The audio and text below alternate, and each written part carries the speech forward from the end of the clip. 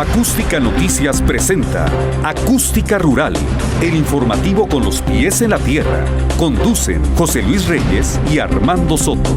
Muy buenos días, amigos de Acústica Rural. Somos la primera cadena de radio rural en México, transmitiendo lo más importante de la información generada en el sector de la producción primaria y agroindustrial. Les saluda José Luis Reyes y en unos instantes mi compañero Armando Soto habrá de incorporarse a esta transmisión. Mientras tanto, vamos a iniciar nuestras entrevistas del día.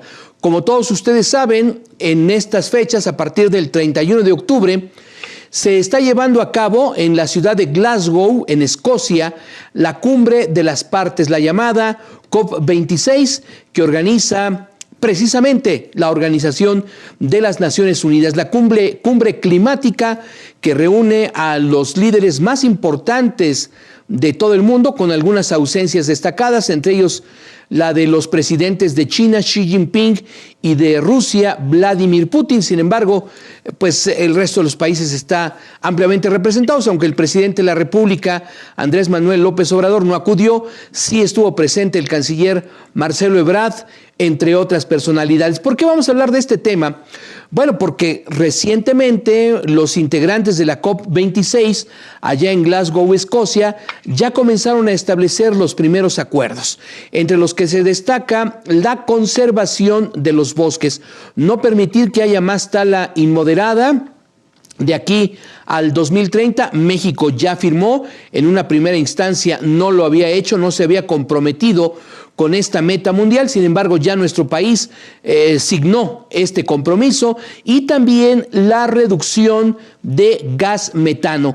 Como ustedes saben, el gas metano, dicen los especialistas, es uno de los principales causantes de gases, de emisión de gases de efecto invernadero. ¿Y por qué estamos hablando de este tema? Bueno, precisamente porque la agricultura juega un papel importante en el cambio climático, primero como receptorios de carbono y también a través de prácticas que eviten el deterioro del ambiente y consecuentemente la emisión de estos famosos gases de efecto invernadero. Un hombre que a lo largo de mucho tiempo ha seguido estos temas, y de hecho ya hemos hablado con él sobre estos asuntos, es el ingeniero Eric Gordillo Enamorado, consultor y productor agropecuario, quien pues hace unas semanas hablaba con el auditorio de Acústica Rural en torno a las emisiones, al secuestro de carbono a través del cultivo de nopal tuna. ¿Cómo estás, Eric? Nos da mucho gusto saludarte. Buenos días y gracias por tomar la llamada de Acústica Rural. Gracias, José Luis. Un gusto estar contigo y con tu auditorio. Estamos a la orden para poder compartir parte de los aprendizajes que nos ha tocado desarrollar en este tema tan importante que tú bien comentas, y que en donde la COP26 abre la posibilidad de que en el tema de agricultura los agricultores, los productores agrícolas puedan contribuir desde sus espacios de producción a este tema relacionado a la mitigación del cambio climático, a la cuestión de captura de carbono. Y hay una serie de mecanismos que se presentan ya como una realidad en varios países. Aquí en México hay esas experiencias y la idea es masificarlas y escalarlas para que más productores agrícolas puedan participar y beneficiarse de estas acciones. Eric, ¿cuáles son las formas más importantes mediante las cuales los productores agrícolas, principalmente los pequeños y medianos con los que tú trabajas, se puedan incorporar y puedan contribuir a este compromiso de impedir que la temperatura promedio del planeta se siga escalando? Mira, partiríamos del hecho de que a veces desconocemos que el agricultor brinda un servicio ecosistémico multifactorial en la actividad agrícola, y uno de ellos es la captura de dióxido de carbono que las plantas por proceso natural realizan. Entonces, ahí hay un servicio ecosistémico muy importante que no hemos sabido valorar y monetizar, por así decirlo, en el buen sentido de la palabra, para que esta actividad represente una opción de ingreso al agricultor. Y lo que estamos haciendo con productores de nopal tuna en Hidalgo y en el oriente del Estado de México es precisamente eso. Cómo incluimos a estos pequeños productores con superficies desde media hectárea en adelante a un sistema de créditos de bono de carbono que puedan monetizarse en el mercado de emisiones a nivel planeta. Esa es una primera oportunidad y esto es importante comentarlos porque a partir de esta reunión de COP26 en Glasgow, Escocia, se abre esa posibilidad de que el tema de servicios ecosistémicos sea parte de nuestra política nacional, como ya sucede en países europeos. Eric, acabas de mencionar dos términos muy importantes. Primero, no hemos sabido monetizar y el hecho de que se puedan otorgar una especie de créditos fue el término que utilizaste, ahorita nos lo comentas. ¿Y por qué lo quiero destacar? Precisamente porque todo este programa que tiene que ver con evitar la emisión de gases contaminantes pasa por un proceso financiero que algunas veces suele ser complicado, pero ahí está en juego no únicamente la no generación de gases de efecto invernadero, sino, reitero, mecanismos financieros de apoyo al productor. Sí, fíjate que en ese tenor creo que se empieza a avanzar paso a paso aquí en México. Ya hay varios mecanismos y experiencias en Oaxaca de servicios ambientales donde un productor, en este caso de la parte forestal, recibe un pago por la realización de estos servicios ecosistémicos. ¿Y qué tipos de servicios ecosistémicos hay? Pues hay varios, entre ellos, por ejemplo, lo que es captura de CO2, que acabamos de comentar, lo que es recarga de mantos freáticos, lo que es la conservación del bosque, la conservación de la biodiversidad e incluso la parte de protección y conservación de polinizadores. Hay una serie de servicios ecosistémicos que en el futuro yo estoy seguro que se irán monetizando. En este momento ya existe un mercado de emisiones a nivel planeta, que es precisamente donde se dan los incentivos para que un agricultor, un productor forestal en cualquier parte del planeta reciba un pago por las acciones que hace desde sus respectivos espacios de producción y de vida. Interesante, Eric, reiterar todo este componente financiero. Ahora bien, estos pequeños productores, ¿cómo pueden ir obteniendo conocimiento en torno a incorporarse a estos esquemas que, digo, no los maneja necesariamente y únicamente el gobierno de México, sino que confluyen varias entidades, incluso algunas de ellas internacionales, para que este pago por estos servicios ecosistémicos que tú has definido perfectamente pueda concretarse en la realidad? Mira, el primer paso pues es informarse. Nosotros traemos un proceso muy fuerte de empoderamiento de las personas en términos de conocimientos, de entender qué es un servicio ecosistémico. El agricultor siempre los ha realizado desde que es agricultor, en el caso de Nopal Tuna. Entonces, lo que pretendemos ahora es, uno, que estemos informados, que seamos conscientes, que desde nuestros espacios de producción, por ejemplo, con árboles frutales, nosotros contribuimos a servicios hacia el medio ambiente, como puede ser la liberación de oxígeno, la captura de carbono y otros que tienen que ver con soporte como la biodiversidad y de procesos de cada ecosistema.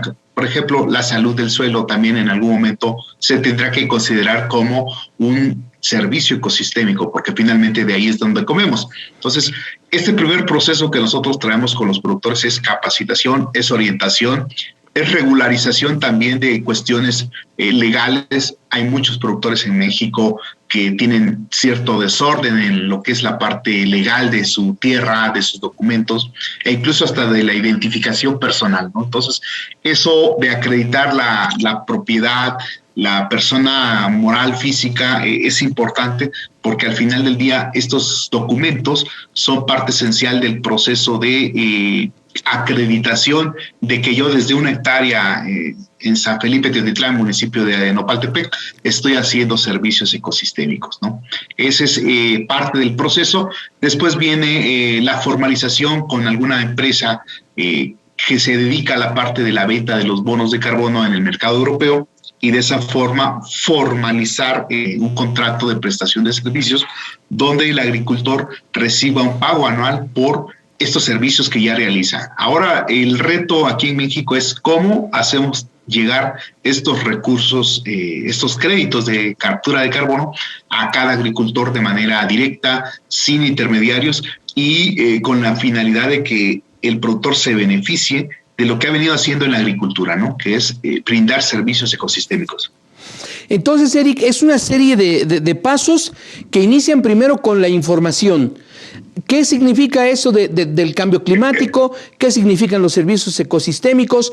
¿Qué es un bono de carbono? Ese sería, digamos, el primer paso. Después, este proceso, Eric, que lamentablemente falla mucho en los productores agrícolas medianos, pequeños y de subsistencia en la República Mexicana. El hecho de contar con la documentación en regla que me acredite como persona y que acredite la propiedad o el usufructo o la renta del predio que yo tengo y en donde ejerzo mi actividad agrícola. Así es, porque al final del día, por una cuestión de transparencia, de agilidad, si no están esos documentos, pues se abre una ventana a tener incertidumbre hacia quién se van estos recursos de servicios ecosistémicos. Entonces, ese primer trabajo, como tú bien lo comentas, va encaminado a que el agricultor, el productor, conozca la parte de los servicios ecosistémicos, qué son, cómo se realizan, por qué se realizan y qué beneficios traen al planeta, ¿no? Entonces, por ejemplo, liberación de oxígeno es una actividad que siempre se ha hecho desde cualquier cultivo, pero captura de carbono no necesariamente pasa por ese mismo proceso.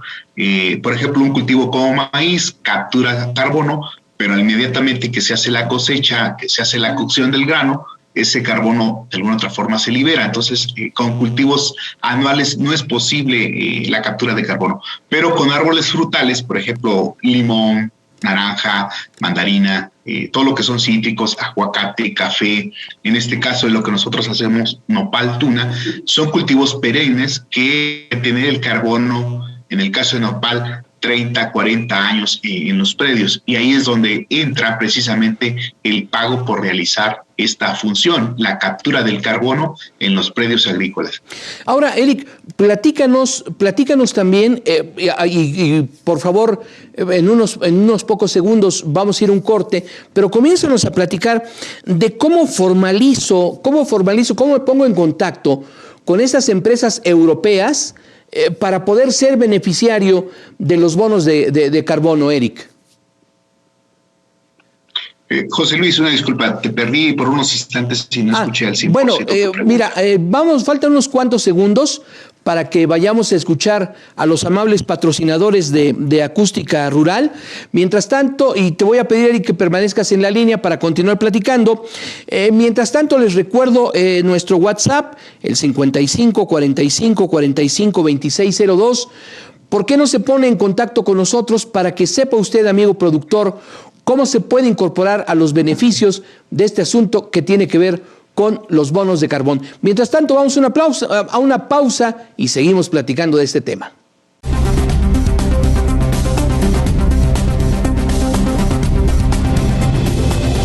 Continuamos, amigos de Acústica Rural, la primera cadena de radio rural en México. Recuerde, nos encuentra usted en Facebook como Acústica Noticias, también en nuestro canal de YouTube como Acústica Noticias y también a través de nuestro WhatsApp, a donde nos puede usted mandar mensajes 55 45 45 2602, 55 45 45 2602.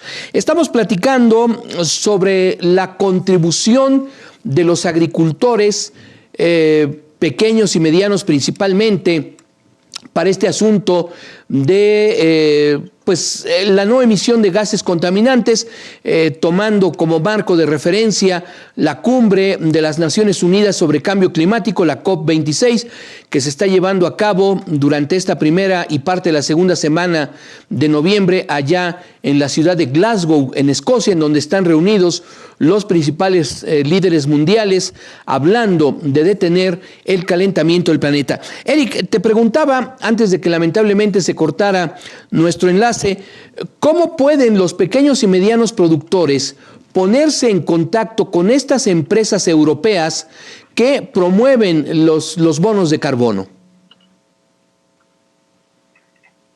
Mira, yo aprovecharía el espacio para decir, Acústica Rural podría ser un enlace de los productores con estas certificadoras y estas empresas que comercializan y colocan los bonos en el mercado europeo.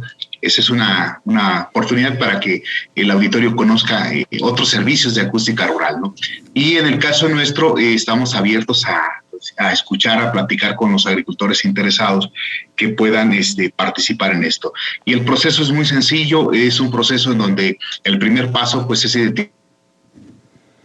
Bien, tenemos problemas con la comunicación. Eric, perdón, se cortó. Coméntanos cuáles serían los pasos. De estudios científicos para demostrar que ese cultivo Eric, sí. Perdón que te interrumpa, discúlpame. Sí, se cortó cuando nos dabas a conocer los pasos. Tuvimos un espacio prolongado sin escucharte. Ajá. Por favor, coméntanos, nos dijiste que a través de Acústica Rural, a través de contactar contigo, podemos enterarnos y nos comenzabas a narrar los pasos que hay que seguir. Si por favor lo vuelves a reiterar, Eric. Les comentaba entonces que Acústica puede ser el espacio de vinculación de ese contacto con las empresas que comercializan los bonos. Un servidor también está abierto a esta opción de platicar con los agricultores, de inducirlos a esta opción de negocio sustentable en la agricultura y identificar el cultivo. Particularmente yo sugiero que se abra la posibilidad de trabajar aquí en México con especies frutales perennes, que puede ser el mango, el limón, la naranja, la tuna, la pitahaya, el mamey, toda una serie de cultivos que capturan carbono y que lo podemos retener durante 15, 20 años sin ningún inconveniente en los predios agrícolas. Ese sería el primer paso. Cada especie de cultivo tiene que tener un estudio específico en donde este estudio, que es científico, avala cuántas toneladas captura una hectárea, 100 árboles, 200 árboles por año. Y esa es la forma en cómo registramos y medimos las toneladas capturadas de carbono a lo largo de un año. Y ese año es el pago por los servicios ecosistémicos que recibiría un productor de estos frutales.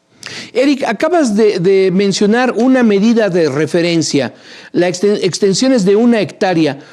¿Es necesario que sea de 1 hectárea hacia adelante o puede ser una superficie menor? Tomando en cuenta que en el centro de la República Mexicana, a diferencia de otros estados, las superficies de cultivo a veces llegan a ser muy mínimas, Eric. Sí, fíjate que tenemos ahorita la experiencia de productores que nos acercan predios de 1/4 de hectárea, de media hectárea. Se puede trabajar sin ningún inconveniente, nada más que para nosotros, por ejemplo, media hectárea es un proceso más ágil en términos del ingreso que pueda recibir el productor. No estamos discriminando pequeñas superficies, pero sí el beneficio, pues es lógico que al tener una pequeña superficie, el área de captación de carbono pues es menor. Entonces, esas consideraciones el agricultor las tiene que tener claras y es parte del proceso de capacitación. Entre mayor superficie yo tengo como agricultor, mayor puede ser el beneficio de ingreso por prestar servicios ambientales al planeta. Ahora, háblanos de estas empresas europeas, de estas empresas internacionales, incluso a lo mejor mexicanas, que realizan este tipo de estudio para determinar cuánto carbón puede capturar, por ejemplo, una hectárea de pitahaya, una hectárea de mango, de mamey, etcétera, de tuna. Este estudio es muy complicado de realizarse y, bueno, ¿cuáles son los criterios que se toman en cuenta para determinar cuánto carbono captura una u otra especie? Mira, va en función de varios factores. El estudio es relativamente fácil de hacer. Ahí es donde hay incluso una gran oportunidad para que instituciones públicas como Semarnat, CONAFOR, la propia SADER, impulsen este tipo de estudios y se aperture y se facilite que las empresas que comercializan bonos y las propias empresas que pagan impuestos en Europa por contaminar, volteen a vernos como una opción de generadores de servicios ambientales. Entonces, los criterios pues son estudios técnicos en donde se mide la superficie, el árbol, el propio proceso fisiológico de la planta y se determina un crecimiento y en ese crecimiento está implícito cierta cantidad de carbono capturado. A partir de ahí tenemos datos por cultivo que se transforman en el estándar con el cual se pagan los servicios ambientales. Estos estudios no son complejos en el tiempo, pero sí requieren el impulso institucional y financiero para realizarse, ¿no? Es muy difícil que un agricultor diga yo voy a pagar los estudios, porque son estudios muy complejos, realizados por instituciones científicas como la UNAM, el Politécnico. Entonces, que requieren pues recursos financieros para su realización. Pero está esta oportunidad y COP26 creo que es la apertura a una nueva modalidad en la forma en cómo los agricultores puedan generar ingresos adicionales a partir de lo que se hace en cada espacio de producción. Entonces, Eric, si entendí bien, esto significa que tendría que ser una institución que me ofreciera un precio más adecuado a la que debo de recurrir como pequeño o mediano productor para que puedan determinar cuánto carbono es capaz de capturar la parcela y el cultivo que yo tengo. Es correcto. Aquí la idea siempre va a ser la participación de todos los actores que estamos en el medio, desde las instituciones, las empresas comercializadoras de bonos, las instituciones que financian estos bonos y los productores agrícolas. Es una nueva modalidad que estoy seguro que de aquí a 2030 va a ir siendo parte ya esencial de los propios procesos, así como aplicar fertilizante va a ser la parte de servicios ambientales en el futuro. Estamos dando los primeros pasos, que insisto, esta reunión internacional es la llave que abre esta posibilidad, y qué bueno que México ha comprometido ya acciones tendientes a mitigar el cambio climático, y donde los productores agrícolas son parte esencial de esta cruzada internacional pro cambio climático. Eric, háblanos ahora de las empresas que financian los bonos de carbono. Estamos hablando de grandes conglomerados del sector privado, estamos hablando de grandes empresas contaminantes, cementeras, petroleras, acereras, otro tipo de industria que arroja muchísimo gas de efecto invernadero a la atmósfera. ¿Qué clase de empresas contribuyen? Existe un fondo en donde se concentra todo esto, y tenemos entendido que algunos países aplican lo que se conoce como impuesto verde a las empresas altamente contaminantes. De hecho, es otro de los acuerdos que se toma en la COP26. Sí, fíjate que el mercado, se llama mercado de bonos de carbono, pues es un mecanismo ambiental principalmente en Europa. Perdón, Eric, estamos teniendo problemas con tu enlace. Con cobrar impuestos a las empresas invernadero. Todo esto, sí, tratar de moverme. Permíteme. Ahí ya te escuchamos bien, Eric. Ya te escuchamos mucho mejor. Yo en internet donde estoy. Ahí me escuchan mucho. Ya te escuchamos mejor. Adelante, sí, les comentaba esa idea de trabajo. Este mercado se financia con parte de esos impuestos verdes que comenzaron a cobrar en Europa, y que de ahí provienen los recursos, y las empresas que certifican y que comercializan estos bonos los colocan en este mercado, y esa es la forma en cómo se financian todas las acciones que tienden a mitigar el cambio climático y a reducir los gases de efecto invernadero desde la parte forestal. En la parte forestal es donde más desarrollado está este sistema. Estamos haciendo esfuerzos aquí en México por traerlo a la parte agrícola, con cultivos perennes, como yo comentaba, principalmente frutales. No hay metodologías, se están construyendo, y eso es la gran oportunidad para las instituciones públicas, para los tomadores de decisiones, el que construyamos conjuntamente estos mecanismos que permitan obtener recursos financieros para acciones tendientes al combate del cambio climático. Ahora, Eric, ¿qué pasa con las, por ejemplo, con las empresas pecuarias, con los grandes productores, por ejemplo, de granos en Sonora, en Sinaloa, o las grandes ganaderías en Chihuahua, en Nuevo León? Estas grandes empresas, ¿cómo pueden contribuir para impedir el calentamiento global? Mira, en el caso de las ganaderas, siempre hemos platicado la posibilidad de lo que ya se hace en muchos espacios, que es el compostaje del estiércol, que es vector bastante importante de generación de gases de efecto invernadero, no tan significativos como puede ser, por ejemplo, una cementera. Una cementera contamina más en términos de emisión de CO2. Sí. No obstante, hay que hacer esfuerzos desde lo local, y en el caso de productores de granos, pues la incorporación de los residuos de cosecha a los esquilmos al suelo es una parte importante en la cual se puede contribuir.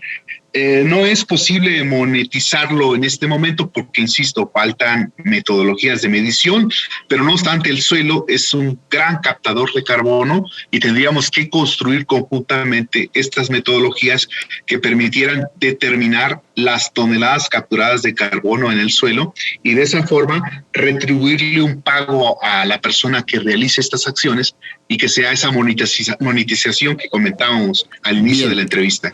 Eric, pues muchísimas gracias. Se nos agota el tiempo, pero te apreciamos mucho esta entrevista. Agradezco la oportunidad de compartir con el auditorio esta experiencia y agradecidos con Acústica Rural por la oportunidad de platicar con el auditorio. Seguimos en contacto, Eric. Gracias. Hasta pronto. Hasta luego. Nosotros vamos a una pausa y continuamos con más información aquí en Acústica Rural.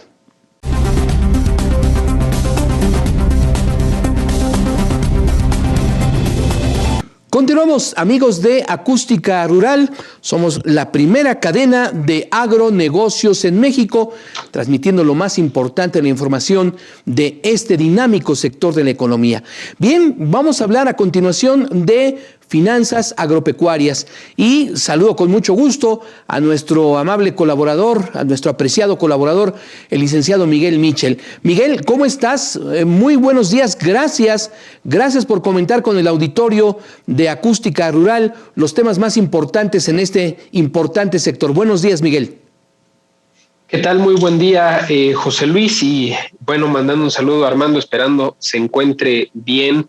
Un saludo para todo nuestro auditorio que nos sigue en estas intervenciones y en estos programas de Acústica Rural. Bien, bueno, Miguel, iniciemos con Pulso COVID como siempre y temas destacados de este sector dinámico de la economía. Así es. Pues mira, José Luis, tenemos hasta ahora, ¿no? Seguimos viviendo este ambiente todavía de pandemia a nivel mundial, todavía con la incertidumbre de cuándo puede venir otra ola o un rebrote importante, aunque el país ya está pintado prácticamente todo de verde, pero no por eso debemos de bajar la guardia ni creer que esto ya pasó o que ya no estamos viviendo ningún problema o dificultad en materia sanitaria. Para empezar, en el mundo ya tenemos 247 y medio millones de casos de contagio confirmados con una prueba. Evidentemente sabemos que ha sido seguramente mucho mayor por toda la gente que llega a padecer la enfermedad, viviéndola o pasándola de manera asintomática. Ya son más de 5 millones de muertos alrededor del mundo, desgraciadamente por esta causa. En el caso de México son 3.800.000 los casos confirmados de COVID, aunque sabemos que han sido seguramente muchísimos más, y poco más de 289.000 muertes las que se tienen hasta el día de hoy. Pues hablando justo de estos días, pues ahora en estas fechas especiales para nosotros los mexicanos, pues nos unimos en solidaridad también a todos aquellos que tuvieron ahora que conmemorar o recordar la muerte de quienes perdieron la vida, principalmente a raíz de esta terrible enfermedad. Pues bien, los reportes a nivel mundial sobre la recuperación económica, desgraciadamente, no son tan alentadores para este cierre del tercer trimestre del año. Países que habían tenido un ritmo, una aceleración importante en su recuperación económica, los reportes ahora del tercer trimestre han hecho que se disminuya este gran furor y esta sorpresa que existía por el ritmo tan acelerado que mostraba la recuperación económica. Algunos de ellos tuvieron alguna disminución en su PIB, otros simplemente tuvieron un movimiento lateral, así lo pueden escuchar en algunos análisis. ¿Que esto qué quiere decir? Que se están manteniendo prácticamente estables o estancados. No hay algún cambio significativo. Y esto de la mano con presiones inflacionarias a nivel mundial bastante importantes. En muchos países de Europa principalmente sabemos que existieron incentivos importantes para tratar de impulsar la economía, de procurar que no existiera un estancamiento de su actividad económica, pero también ha faltado ya ahora con estas presiones inflacionarias que se viven en el mundo, empezar a compensar. Y esto quiere decir en qué tan accesible o qué tan barato es el dinero en el mercado. En México ya lo hemos vivido y ha reaccionado rápidamente el Banco Central, que ante estas olas alcistas de la inflación por los diferentes componentes que hemos marcado, ¿no? que esperábamos que pudieran ser un poco más transitorios, pero se han ido prolongando, ¿no? Ya lo hemos hablado, con todas las cuestiones y problemas logísticos, por la alta demanda de ciertos productos, y evidentemente también existe cierto desabasto de algunas materias primas en los mercados, que también esto hace que se esté contrayendo o se esté estancando parte de esta recuperación económica.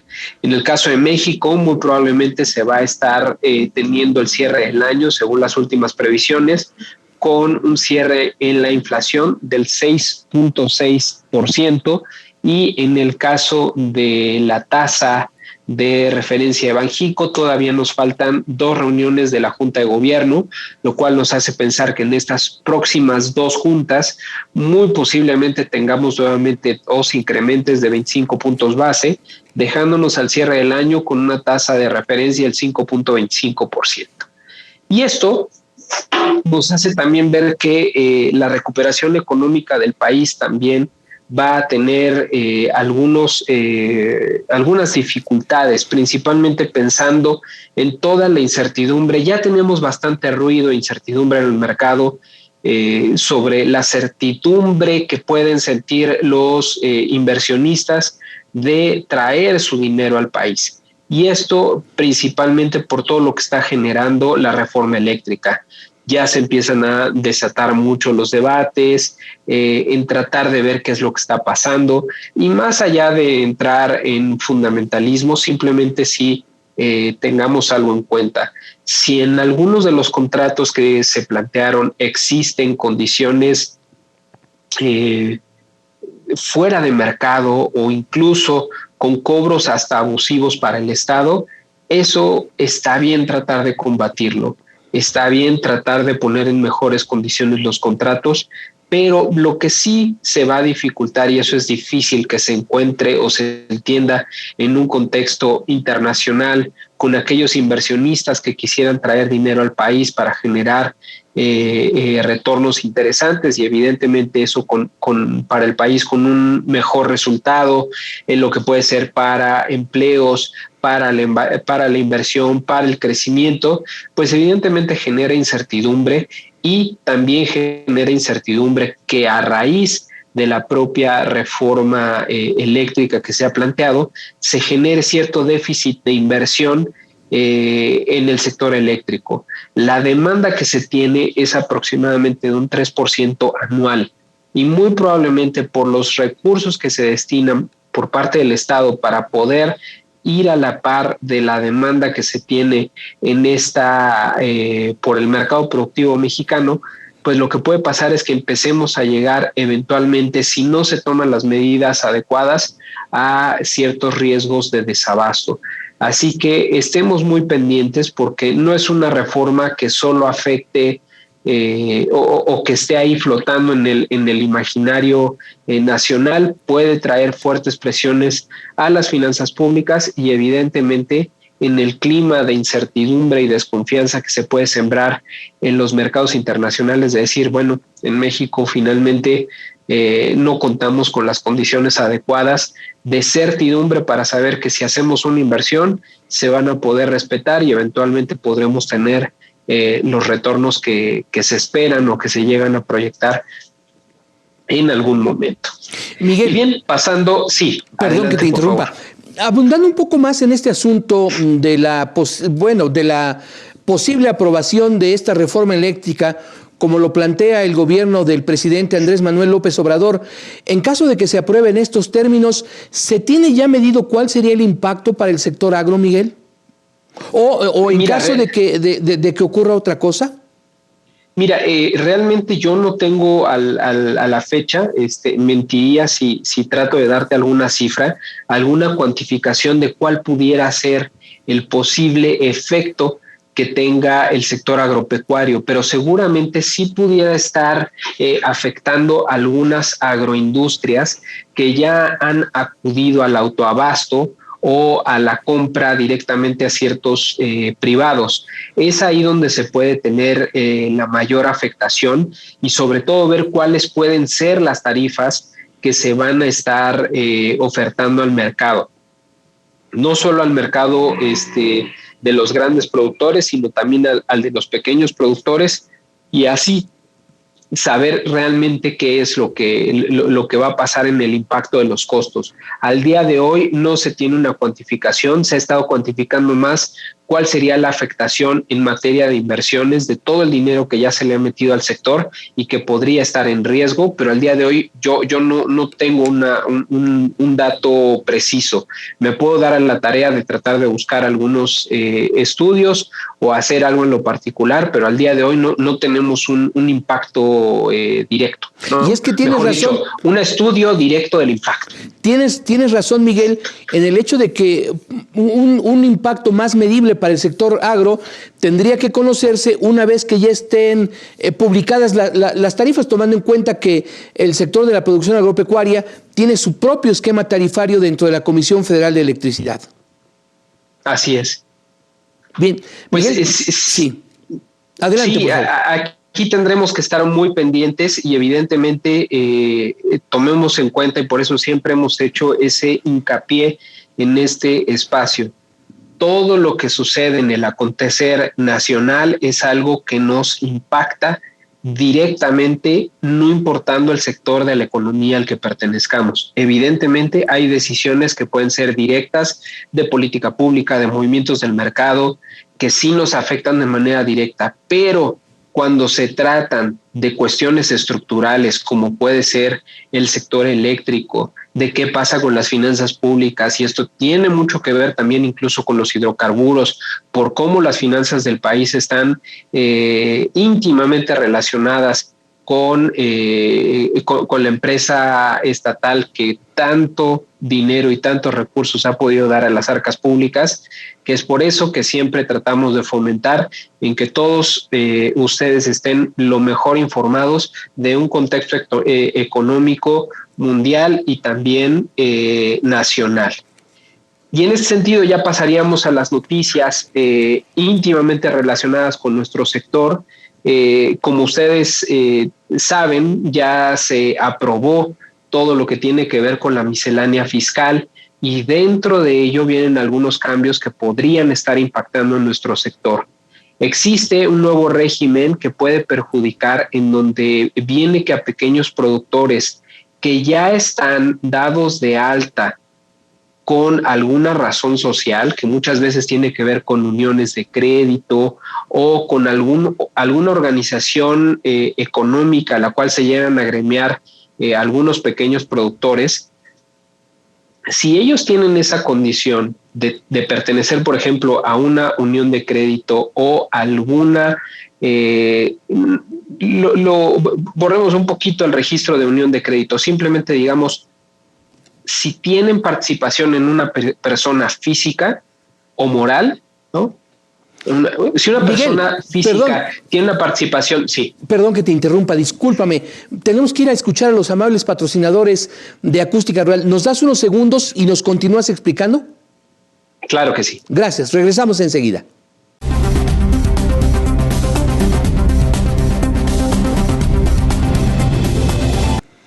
Continuamos, amigos de Acústica Rural. Recuerde usted, somos la primera cadena de agronegocios en México, transmitiendo lo más importante, la información de este sector. Estamos platicando con el licenciado Miguel Michel, un asunto sobresaliente, un asunto de interés para ustedes, productores agrícolas, pecuarios, forestales, etcétera, sobre este asunto de la miscelánea fiscal que por supuesto ya fue aprobada por el Congreso de la Unión. Primero fueron los diputados, posteriormente los senadores, y a partir de esta construcción de la ley de ingresos se tiene que construir el presupuesto de egresos para el año que entra. Perdón. Sin embargo, es importante estos nuevos regímenes a los que van a estar sometidos directamente los productores rurales. Miguel, hablabas de aquellos que pertenecen a uniones de crédito u otras figuras físicas o morales relacionadas con la producción agrícola. Así es, en esta cuestión, ¿qué es lo que pasa? Muchos de los productores pueden pertenecer a una persona moral porque se agremiaron a alguna organización que pretendía aglutinar a los productores y tratar de tener una figura con la cual pudieran trabajar, o incluso mecanismos de asociación que fueron muy promovidos en administraciones anteriores, principalmente para acceso para algunos recursos o estímulos productivos, ¿no? O incluso para constituir empresas que estuvieran en manos de los productores, y ahí figuran muchos de ellos. Pero lo que nos trae el nuevo régimen de productores, existe actualmente un régimen especial, que son los agapes, para todos los productores agrícolas que tengan ingresos inferiores a los 1.3 millones de pesos, quedan exentos de ISR. Pero en el supuesto de que los productores formen parte de una persona moral, ya se van a quedar fuera de este incentivo, o mejor dicho, de esta excepción que les hace la ley. Entonces va a ser muy importante que estén al tanto nuestros amigos del auditorio y sepan si tienen alguna participación en alguna persona moral, porque si es así y ellos tienen este régimen especial, ya el de los agapes ya no van a poder tener acceso y tendrán que tributar de una manera diferente y evidentemente estar generando también sus certificados de manera natural. Entonces, tengan muy en cuenta esta noticia. Trataremos también en espacios futuros tratar de darles más información. Mi especialidad no es la tributación fiscal, pero sí podemos aquí darles la generalidad de qué es lo que está aconteciendo y de qué tendrían ustedes que empezar a vigilar si es que pertenecen a una persona moral, insisto, alguna empresa en la que ustedes sean socios, de la que sean parte de alguna unión, alguna sociedad de producción rural, y en ese sentido tendrían ustedes que empezar a tributar ya de una manera distinta, e insisto, ya no tendrían este beneficio de la exención del ISR cuando tengan ingresos inferiores a 1.3 millones de pesos. Miguel, muy importante lo que estás comentándole al auditor de Acústica Rural, porque muchas personas productoras en la República Mexicana de todo tipo de productos precisamente recurren a la Sociedad de Producción Rural para asociarse por los beneficios que hasta el 31 de diciembre de este 2021 les representa esa forma de asociarse. Así es. Así es, esta es una de las ventajas. Ellos pueden estar en la SPR, pero además, si ellos tienen una actividad fuera de la SPR, es ahí donde van a tener problemas, ¿no? Y mucha gente está así, están en la SPR, ahí participan, tienen algunas actividades, o de repente esa SPR tiene alguna funcionalidad en lo particular en su cadena de valor, pero ahora, si tienen esa acción y además tienen sus actividades en lo particular, sus ventas en lo particular fuera de esa sociedad, pues van a tener que verificar y revisar que su tributación esté de manera correcta. En este espacio nos comprometemos a tratar de mantenerlos informados y de hacerles algunas recomendaciones, pero tomemos en cuenta algo, y es algo que sí nos está obligando esta globalidad y todos estos cambios administrativos es que nosotros como productores nos profesionalicemos más y nos asumamos como lo que somos. Somos pequeños empresarios, pero debemos de tomar en cuenta que nuestra estructura de costos, que nuestra organización económica, cada vez debemos de buscar fortalecerla más y que la responsabilidad de un buen manejo de nuestro negocio es nuestra. Muy importante, Miguel. Y brevemente, permíteme comentar contigo un anuncio que se dio a conocer. Octubre es el mes en que las empresas que están listadas en la Bolsa Mexicana de Valores tienen que presentar sus informes trimestrales. Y llama la atención que en el caso de Gruma, que es la principal productora de maíz y de harina de maíz en la República Mexicana, ha anunciado que debido a la inflación que presentan algunos insumos, algunas materias primas con las que trabaja, lo más probable es que para el 2022 se registren incrementos en el precio de la tortilla, por lo menos la que comercializa Gruma, Miguel. Sí, mira, nosotros sabemos que Gruma ha estado siempre en estos momentos muy a la expectativa de qué está sucediendo en los mercados internacionales.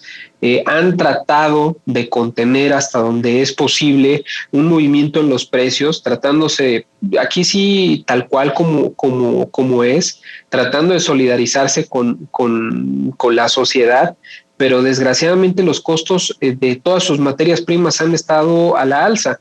Lo sabemos tanto en los energéticos como también cómo ha estado fluctuando el precio del maíz. Aquí hemos estado hablando de las grandes variaciones que han tenido en los básicos y esto también incluso ha traído de que el propio abasto nacional no es suficiente, que nos ha traído un resultado en donde hemos tenido que importar nuevamente más granos. En este año hasta ahora ha aumentado la importación de maíz en un 10.5% y además con la desventaja, aquí no me voy a meter al juicio de si es correcto o no los transgénicos, simplemente lo que sí es que en nuestro país la siembra con semillas transgénicas está prohibida, está vetada. No así con las importaciones. A México y a los consumidores mexicanos puede llegar maíz transgénico desde el exterior y evidentemente la condición que viven los productores del exterior al sí poder utilizar semillas modificadas es muy distinta a la que viven nuestros productores nacionales al no poder estar utilizando esas semillas modificadas. Insisto, no me meto en el debate porque no me corresponde y no es mi expertise, pero sí es una desventaja la que tenemos a nivel nacional y evidentemente eso impacta en la estructura de costos y esto también hace que las empresas se tengan que empezar a ajustar en cuestiones de precios. Sí, definitivamente es muy cierto lo que señalas, Miguel, porque, bueno, pues diferentes factores están contribuyendo para que este fenómeno de la inflación que se esperaba temporal definitivamente no lo sea. La expectativa de que los altos precios continúen, pues sigue vigente lamentablemente y claro, pues esto se afecta directamente a todo tipo de empresas, Miguel, porque también los pequeños productores, aquellos que tienen que traer fertilizante del extranjero, los que traen semillas, los que importan otro tipo de insumos, maquinaria, equipo, también se están viendo directamente afectados y no sabemos qué pueda ocurrir a partir del año próximo. Sin duda así ha sido el panorama. Los productores han también visto una alza en los precios. Sabemos también, como ya lo dices, cuál ha sido la alza de precios y la escasez en fertilizantes, ¿no? Y también aquellas fluctuaciones que ya en los últimos meses ha tenido una gran estabilidad el tipo de cambio, pero si no es el tipo de cambio el que afecta, sí es la cantidad de abasto que se tiene en el mercado. Entonces, sí o sí, desgraciadamente, los ajustes de los precios se tienen que estar dando si el mercado y las condiciones de los insumos que se ocupan así lo obligan. Y solo para cerrar este comentario brevemente, seguimos con importantes aumentos en las exportaciones hortofrutícolas. Para cerrar el comentario, aumentó el volumen en este año, aumentado hasta un 7.8% y en valor hasta un 14.8%. En lo que se refiere a los frutos que han tenido mayor incremento por parte de una demanda externa, figura la fresa con un 20.9%, la papaya en un 14.6% y el aguacate en un 14.4%. Tomemos en cuenta que la base de exportación ya el aguacate es bastante amplia, entonces que crezca a doble dígito también es algo bastante relevante. Y por el lado de las hortalizas está la lechuga con un aumento impresionante de un 32.6%, la cebolla en un 17.8% y los espárragos, que también ya es un volumen importante el que se canaliza hacia el exterior, en un 15.2%. Entonces seguimos teniendo un mercado de frutas y hortalizas bastante pujante, con grandes áreas de oportunidad todavía en lo que se refiere a el trabajo que tenemos con los granos básicos. Miguel, muchas gracias por tu comentario y seguimos atentos. Muy amable. Que estén muy bien. Un fuerte abrazo. Síganse cuidando, por favor. Claro que sí, Miguel. Gracias. Bueno, pues ahí tiene usted lo que señala Miguel Mitchell, nuestro especialista en finanzas agropecuarias, y lo emplazamos, amigo de Acústica Rural, la primera cadena de agronegocios, a que esté atento a nuestras transmisiones, sobre todo por lo que viene en cuanto a miscelánea fiscal, el nuevo régimen al que estarán sometidos los productores rurales en nuestro país. Aquí estaremos abordando este tema para dárselo a conocer con oportunidad. Y también el ofrecimiento que nos hace Eric Gordillo, productor y consultor agrícola, en el sentido de continuar explicando cuáles son los beneficios y las bondades que tiene para la producción agrícola en México el hecho de recibir los beneficios por captura, por secuestro, como lo llaman técnicamente, secuestro de carbono, principalmente para árboles frutales, para árboles maderables y también para algunos productos que son endémicos de la República Mexicana. Me refiero concretamente al nopal tuna, a la pitahaya. El nopal verdura no queda dentro de este programa, pero sí el nopal tuna, la pitahaya, el mango, el mamey y otros frutos perennes, productos que no necesariamente tienen que cortarse, como sí ocurre con el maíz al final de su ciclo. Nos explicaba con mucha amplitud y con mucha claridad Eric Gordillo que cultivos como el maíz, el arroz, el trigo, el frijol, la avena, etcétera, quedan exentos de la captura de bonos de carbono, precisamente porque cuando se cosechan son transformados y todo el carbón que capturaron durante su etapa de crecimiento regresa a la atmósfera cuando son procesados y consumidos. Bien, llegamos a la parte final de Acústica Rural. Soy José Luis Reyes. A nombre de Armando Soto le damos a usted las gracias por habernos sintonizado. También al equipo de producción de Acústica Rural por su asistencia. Muchas gracias y que tenga usted excelente día y siga en contacto con la primera cadena de agronegocios en México. Buenos días.